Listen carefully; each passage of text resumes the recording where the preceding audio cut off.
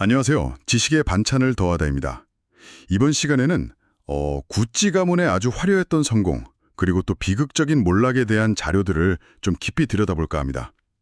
이야기를 시작하기 전에 다들 아시죠? 구독과 좋아요, 또 알람 설정 잊지 말고 꼭 눌러주시면 저희가 더 좋은 컨텐츠 만드는데 정말 큰 힘이 됩니다. 오늘 저희가 살펴볼 자료는 구찌 가문의 창업부터 현재까지 그 흥망성쇠 전반을 다루고 있는데요. 특히 가족 간의 갈등, 또 아주 충격적인 사건들에 좀 초점을 맞춰서 당신이 이 이야기에서 가장 주목해야 할 부분이 뭘지 함께 파헤쳐 보겠습니다. 모든 이야기의 시작은 역시 1921년 피렌체죠. 네, 맞습니다. 구찌오 구찌. 네, 구찌오 구찌가 런던의 그 유명한 사보이 호텔에서 일했던 경험을 살려서 아주 고급 가죽 제품 매장을 열었어요. 처음부터 품질, 그리고 장인 정신, 이걸 굉장히 중요하게 생각했더라고요. 그렇죠. 그게 기반이 됐죠. 근데 정말 흥미로운 건 위기 속에서 오히려 구찌의 상징이 탄생했다는 거예요. 1930년대, 40년대 이때 자원이 엄청 부족했잖아요. 네, 전쟁도 있고 했으니까요. 네, 그래서 막 대나무나 캔버스 소재로 활용했는데 바로 그 대나무 핸들백, 이게 뭐랄까 엄청난 히트를 친 거죠. 맞아요. 위기가 기회가 된 정말 대표적인 사례죠. 그 이후에는 엘리자베스 테일러, 제클린 케네디 같은 유명 인사들이 애용하면서 그냥 세계적인 명품으로 딱 자리를 잡았고요. 아, 그야말로 승승장구였네요. 네, 창업자의 비전은 정말 확고했습니다.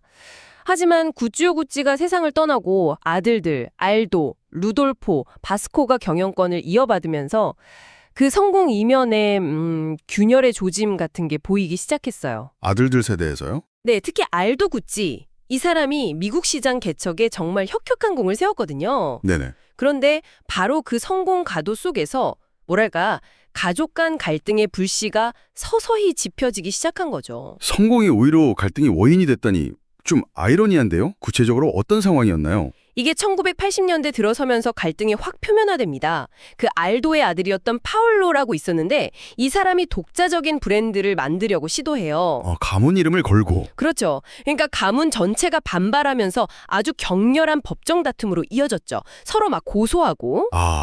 집안 싸움이 법정까지 간 거네요? 네, 설상가상으로 그렇게 사업 확장을 주도했던 알도 본인마저 세금 탈루 혐의로 수감되는 사태까지 벌어집니다. 아니, 아버지가 감옥에 가요? 네, 성공 뒤에 가려져 있던 어떤 어두운 단면이 드러난 거죠.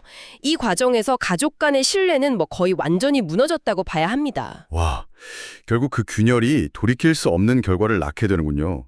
자료를 보면 1983년에 루돌프가 세상을 떠나고 그의 아들인 마우리치오가 지분을 상속받잖아요. 네, 맞아요. 그러면서 이제 삼촌인 알도와의 경영권 분쟁이 정말 극으로 치닫게 되죠.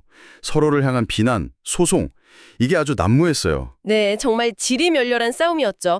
그 끝에 마우리치오는 1993년 결국 바레인 기반의 투자회사 인베스트코프에 자신의 지분 전부를 그냥 매각해버리는 결정을 내립니다. 전부를요? 네, 이게 바로 구찌 가문이 창업한 회사의 경영권을 완전히 외부 자본에 넘겨버린 정말 돌이킬 수 없는 순간이었죠.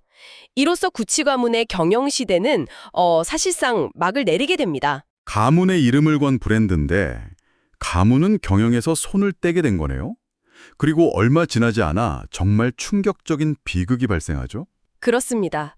불과 2년 뒤였어요. 1995년에 마우리치오 구찌가 밀라노에 있는 자신의 사무실 앞에서 괴한의 총에 맞아 살해당합니다. 그리고 수사 결과 이 범행을 사주한 인물이 다름 아닌 그의 전 부인 파트리치아 레지아니로 밝혀졌죠. 전 부인이요? 네.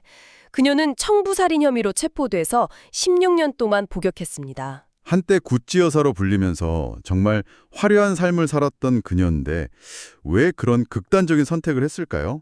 자료에서는 그 동기를 어떻게 분석하고 있나요? 이게 좀 복합적인데요. 첫째로는 1985년에 마우리치오가 정말 갑자기 집을 나가서 이혼을 통보했거든요. 여기에 대한 깊은 배신감. 배신감. 그리고 이혼 후에 받게 된 위자료가 연 60만 달러 정도였는데 이걸로는 부족하다고 느꼈던 것 같아요. 회사를 매각하고 혼자 호화롭게 사는 전 남편에 대한 어떤 재정적인 불만, 박탈감, 이것도 컸던 걸로 보이고요.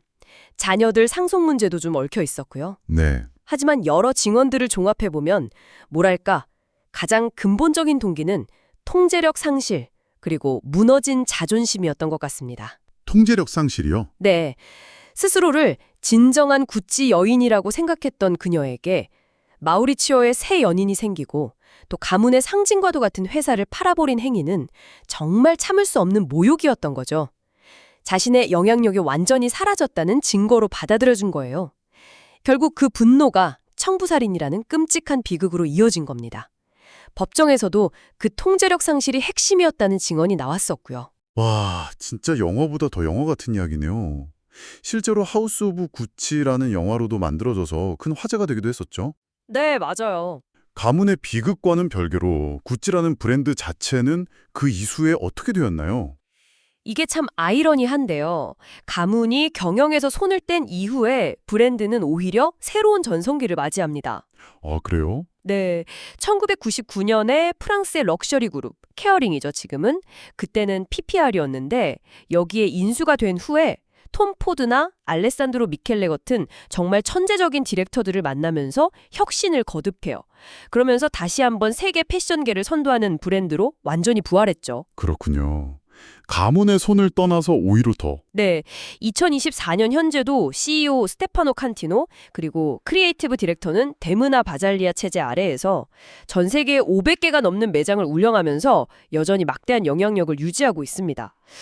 그리고 파트리치아 레지아니는 2016년에 가석방된 이후에도 여전히 블랙 위도우라는 이미지와 함께 세간의 관심을 받고 있고요. 네. 오늘 저희가 살펴본 자료들을 통해서 한 가문의 흥망성쇠를 쭉 따라가 봤습니다. 창업자의 비전으로 시작해서 가족 경영의 빛과 그림자, 그리고 탐욕과 배신이 빚어낸 그 비극을 거쳐서 브랜드 자체는 어떻게 살아남아 부활했는지 이걸 목격했죠. 여기서 당신에게 한번 던져보고 싶은 질문은 이겁니다. 이처럼 화려함 뒤에 숨겨진 인간적인 욕망과 갈등의 역사가 현재 구찌라는 브랜드 이미지에는 과연 어떤 영향을 미치고 있다고 생각하시나요? 당신에게는 이 이야기의 어떤 지점이 가장 강렬하게 다가왔습니까? 오늘 구찌 가문의 이야기 재미있으셨나요? 들으시면서 여러 가지 생각이 드셨을 것 같습니다. 다음에는 이보다 더 흥미로운 이야기로 다시 찾아뵙겠습니다. 가시기 전에 구독과 좋아요, 알림 설정 꼭 부탁드립니다. 안녕!